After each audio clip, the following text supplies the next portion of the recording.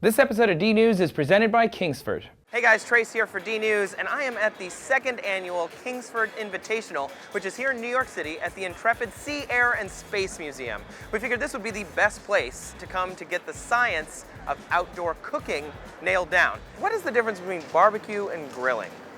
Well, typically what we do on the competition road is we smoke low and slow. So that is what we consider barbecuing. Grilling is direct over the fire at a higher temperature. So you could never like smoke a hamburger. That would not taste very good. It's not gonna have that nice char on the edges. For a hamburger, you gotta be over the heat. For a big pork shoulder, you're gonna be over here indirectly and barbecuing it. What's the science behind what's going on in there? Because it's just tissue, right?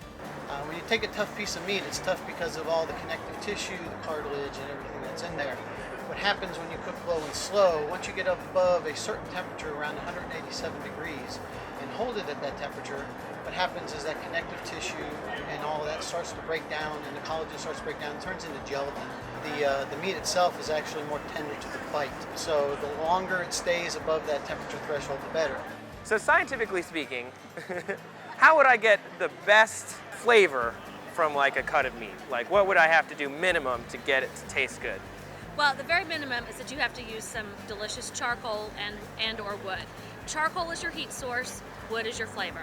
With wood, obviously, comes your smoke flavor. The different types of wood will give you a stronger smoke flavor as opposed to maybe your fruit woods, like apple, which is a more mellow smoke flavor. Oh, cool. So really, that's how you get the flavoring in, along with the charcoal. I mean, charcoal has a unique flavor of its own. You have to use some seasoning, whether it's plain old salt and pepper or whether it's a dry rub that has lots of other herbs and spices combined into that. Right. And then ideally, you give it a little bit of sauce and a little bit of pow at the end.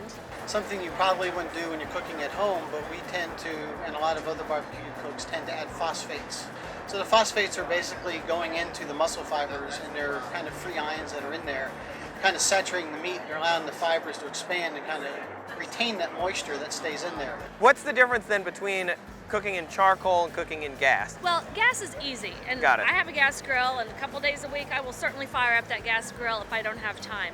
But charcoal is adding flavor, and charcoal is it's a heat source. It's adding flavor, and I think the beauty of charcoal is that it makes you slow down.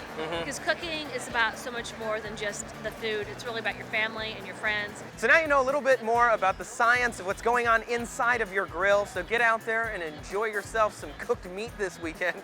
And make sure that you subscribe to DNews right here on YouTube and leave a comment down below if you like. Tell us your favorite cut of meat and why you like to grill it. We'll see you next time. Thanks for watching DNews.